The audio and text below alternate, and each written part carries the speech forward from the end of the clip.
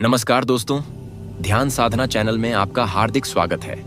आज हम आपके लिए एक ऐसा विषय लेकर आए हैं जो हमारे जीवन में गहरा महत्व रखता है, ब्रह्म मुहूर्त। दोस्तों, आपने अक्सर अपने बड़े बुजुर्गों से सुना होगा कि ब्रह्म मुहूर्त में उठकर पूजा, ध्यान या योग करना चाहिए। लेकिन क्या आपने कभी यह सोचा है कि हमारे पूर्वज इस समय को इतना महत्वपूर्ण क्यों मानते थे?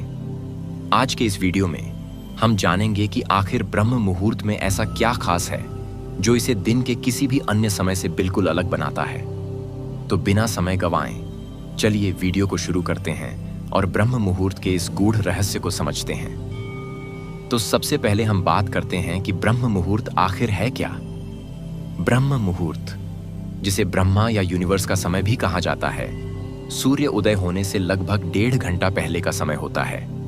अगर हम इसे सटीक रूप से देखें तो यह समय सूर्य उदय से 1 घंटा 36 मिनट पहले का होता है। इसका शाब्दिक अर्थ है सृष्टि का समय या ब्रह्मा का समय। यह परंपरागत रूप से रात का अंतिम भाग है जिसे मुहूर्त कहा जाता है, और इसे आत्मिक साधना और ध्यान जैसी आध्यात्मिक प्रथाओं के लिए सबसे शुभ माना जाता है। ब्रह्म मुहूर्त ध्यान, पूजा और किसी भी अन्य धार्मिक क्रियाओं के लिए सबसे उपयुक्त समय है। इस समय की गई आध्यात्मिक गतिविधियों का प्रभाव दिन के अन्य समय की तुलना में अधिक गहरा और सकारात्मक माना जाता है। ब्रह्म मुहूर्त एक 24 मिनट का समय होता है जो सूर्य उदय से ठीक 1 घंटा 36 मिनट पहले शुरू होता है और सूरज के उगने से 48 मिनट पहले समाप्त हो जाता है। ब्रह्मा वह देवता हैं जिन्होंने सृष्टि की रचना की, और मुहूर्त का अर्थ होता है एक विशिष्ट समय अवधि। इस तरह ब्रह्म मुहूर्त को सीधे तौर पर ब्रह्मा का समय कहा जा सकता है। योग, ध्यान और अन्य आध्यात्मिक साधनाओं के लिए ब्रह्म मुहूर्त को सबसे शुभ समय माना जाता है। इस समय में की गई गतिविधियां अधिक गहरे और सकारात्मक प्रभाव डालती हैं, जिससे मानसिक और आत्मिक उन्नति होती है। इतना ही नहीं, सिख धर्म में इस समय को अमृत वेला के नाम से जाना जाता है। इस कारण इस समय के दौरान की गई कोई भी धार्मिक या आध्यात्मिक गतिविधियां दिन या रात के किसी भी समय की तुलना में अधिक प्रभावशाली मानी जाती हैं। ब्रह्म मुहूर्त रात का 14वां मुहूर्त काल होता है और एक मुहूर्त लगभग 48 मिनट का होता है। यानी एक पूरी रात में कुल 15 मुहूर्त होते हैं। हर मुहूर्त 48 मिनट का होता है, और इसी कारण ब्रह्म मुहूर्त सूर्य उदय से ठीक 1 घंटा 36 मिनट पहले शुरू होता है और सूर्य उदय से 48 मिनट पहले समाप्त हो जाता है। सूर्य के उगने का समय स्थान और मौसम के अनुसार प्रतिदिन बदलता है, इसलिए ब्रह्म मुहूर्त का समय भी हर दिन बदलता रहता है। उदाहरण के तौर पर, यदि सूरज का उगने का समय सुबह 6 बजे है तो ब्रह्म मुहूर्त 4:24 पर शुरू होगा। इसी तरह यदि सूरज का उगने का समय सुबह 7 बजे है तो ब्रह्म मुहूर्त 5:24 पर शुरू होगा। दोस्तों, क्या आपने कभी सोचा है कि विदेशों से इतने लोग भारत क्यों आते हैं? क्या कारण है कि उन्हें भारतीय आध्यात्मिकता इतनी आकर्षक लगती है? क्या आपने कभी सोचा है कि mark Zuckerberg, Steve jobs, Karl जंग, विल स्मिथ और अन्य असाधारण व्यक्तित्वों ने ऐसा क्या किया जिससे उनके परिणाम इतने अद्भुत थे? तो चलिए मैं आपको बताता हूं। सिद्धांत के अनुसार जब आपका मस्तिष्क बदलता है तो आपकी किस्मत भी बदल जाती है। इसका अर्थ यह है कि सुबह 2 बजे से 5 बजे के बीच का समय ध्यान, जप या चैंटिंग के लिए सबसे उपयुक्त माना जाता है। इस समय के दौरान मन की अवेयरनेस और मैनिफेस्टेशन अपनी चरम सीमा पर होती है।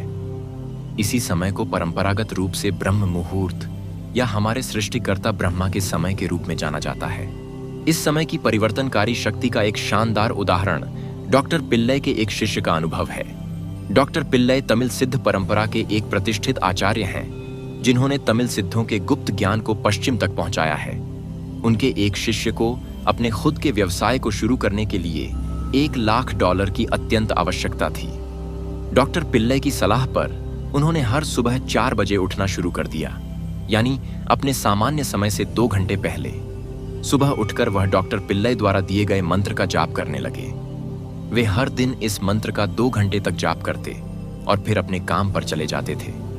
उन्होंने इसे नियमित रूप से किया और कभी हार नहीं मानी, जब तक कि उन्हें वह राशि नहीं मिल गई जिसकी उन्हें जरूरत थी।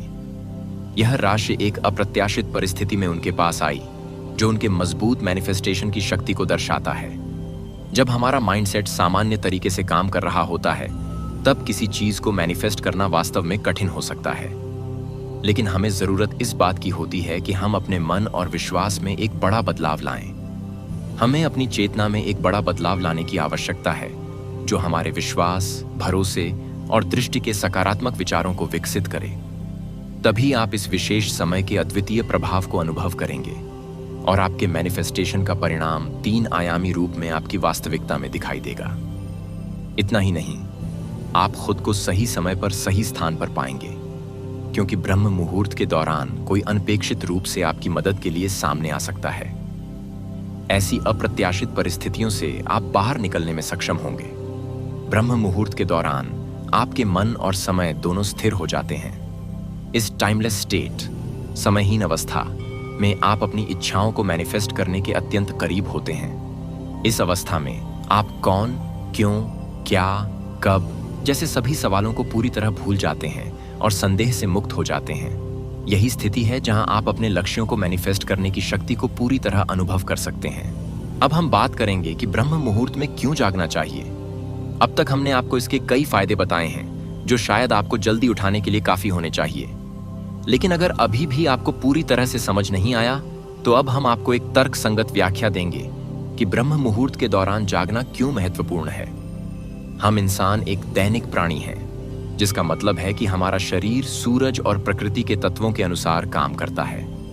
इसलिए हमें ब्रह्म मुहूर्त में जागना चाहिए, ताकि जब सूरज उगे तब तक हम अपने सुबह के सभी रिचुअल्स, आदतों और परंपराओं को पूरा कर चुके हों और दिन की एक नई शुरुआत के लिए तैयार हो जाएं।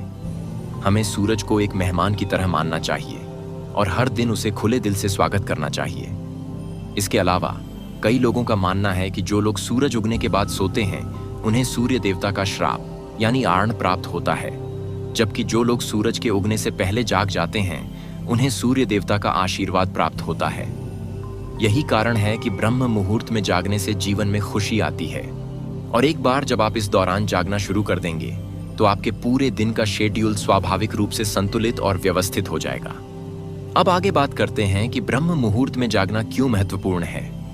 आयुर्वेद के अनुसार इंसान के शरीर में 3 दोष होते हैं: वात, हवा, पित्त, आग और पानी, और कफ, पृथ्वी और पानी। इन तीनों दोषों का प्रभाव हमारे शरीर पर समय के अनुसार बदलता रहता है, जो आयुर्वेद में काल चक्र से जुड़ा हुआ है। सूर्य के उगने से लेकर सुबह 10 बजे तक का समय कफ का समय माना जाता है। इसी तरह सुबह 10 बजे से दोपहर 2 बजे तक का समय पित्त का समय होता है और दोपहर 2 बजे से शाम 6 बजे तक का समय वात का समय होता है। इसी पैटर्न को शाम और रात में भी दोहराया जाता है। शाम 6 बजे से रात 10 बजे तक का समय कफ का समय होता है, रात 10 बजे से 2 बजे तक का समय पित्त का समय होता है और फिर 2 बजे से सुबह 6 बजे तक का समय वात का समय होता है। ब्रह्म मुहूर्त का समय सुबह के वात काल के दौरान आता है और यही वह समय होता है जब हमारा शरीर और मन एक अद्वितीय ऊर्जा और शांति का अनुभव कर सकते हैं। इस समय में जागने से शरीर का वात दोष संतुलित होता है, जिससे हमारी मानसिक और शारीरिक ऊर्जा बढ़ती है और ध्यान, प्राणायाम, योग और अन्य आध्यात्मिक अभ्यासों के लिए आदर्श वातावरण बनता है। यानी कि सुबह 2 बजे से 6 बजे के बीच का समय, विशेषकर सूर्योदय से 1.5 घंटे पहले का वक्त, योग और ध्यान के लिए सबसे आदर्श माना गया है।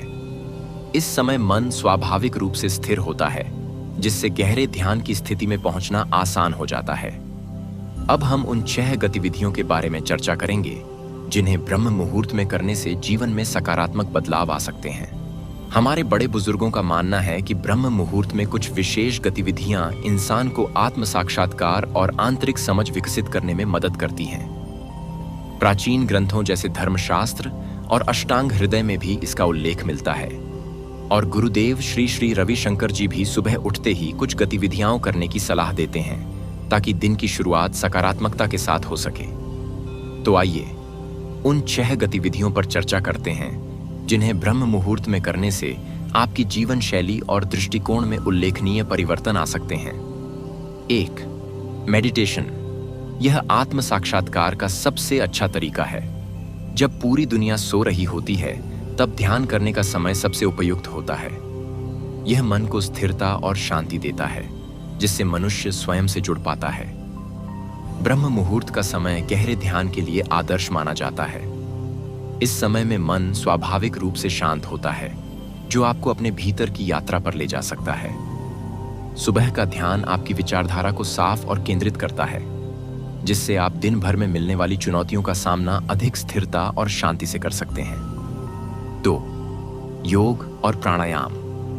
इस समय में योग और प्राणायाम करने से शारीरिक और मानसिक शक्ति में वृद्धि होती है। प्राणायाम, सांस लेने के अभ्यास से न केवल फेफड़े स्वस्थ रहते हैं, बल्कि शरीर में ऑक्सीजन का स्तर भी बढ़ता है, जो मस्तिष्क की कार्यक्षमता को बढ़ावा देता है। योग, खासकर सूर्य नमस्कार, सुबह की ऊर्जा का स्वागत करने का एक सुंदर तरीका है। तीसरे, विचारों और उद्देश्यों पर चिंतन।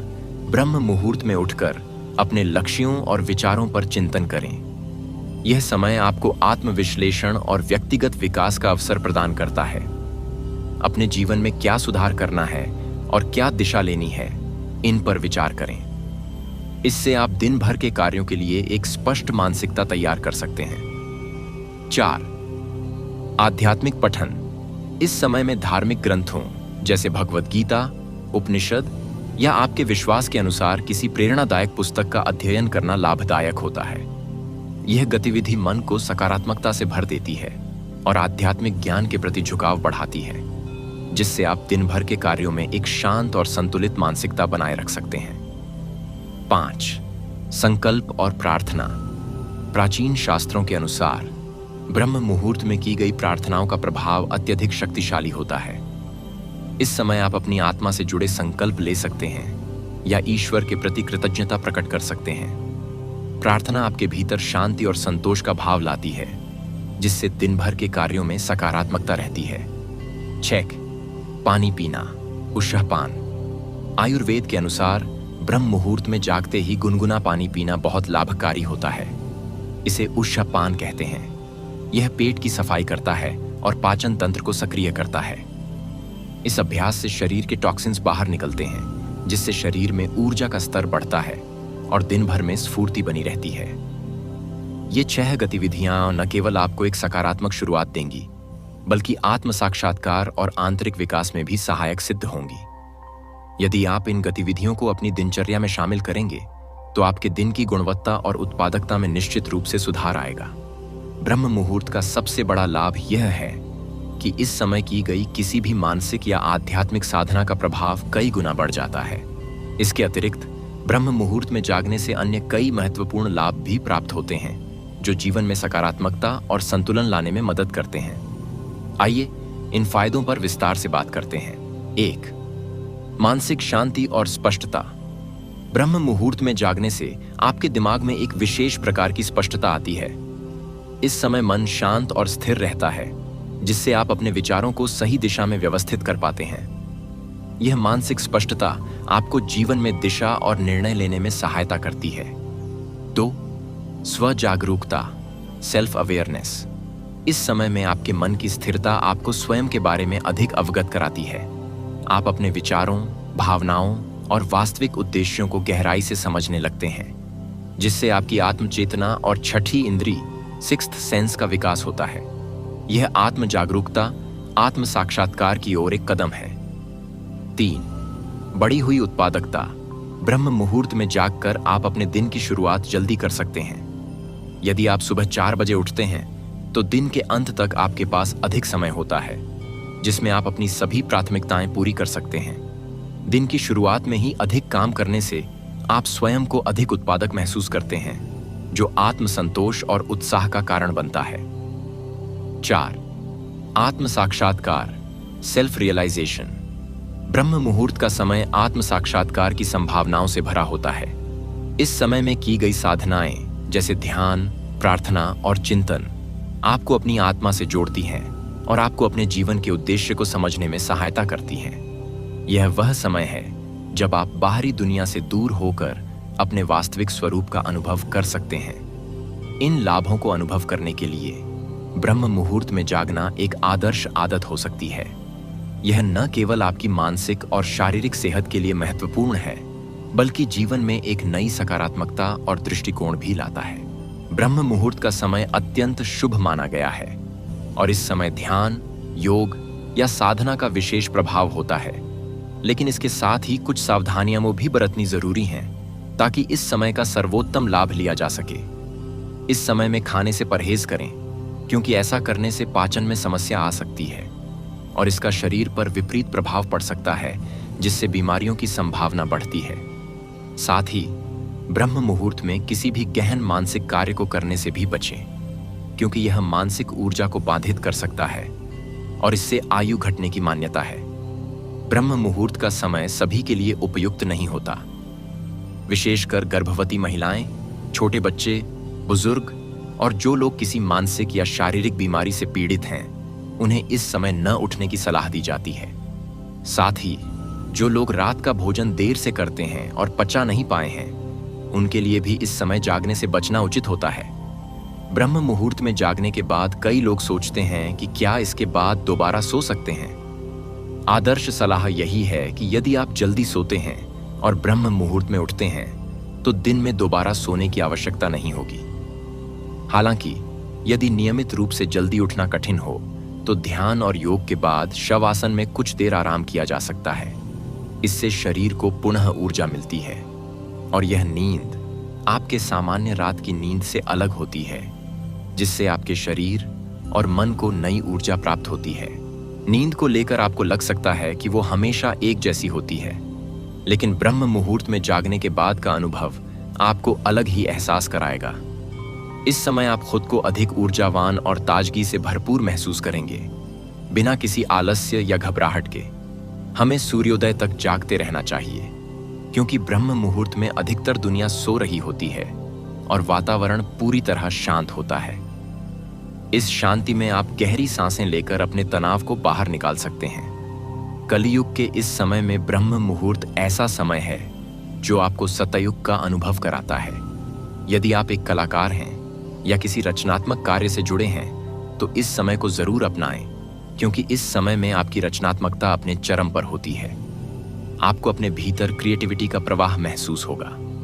वीडियो के अंत में हम बस यही कहना चाहेंगे कि इस प्रैक्टिस को अपनाते समय अनरियलिस्टिक अपेक्षाएं न रखें। इसे एक स्पष्ट और खुला मन लेकर अपनाएं और आपको इसके परिणाम आपके सोच से कहीं अधिक बेहतर मिलेंगे।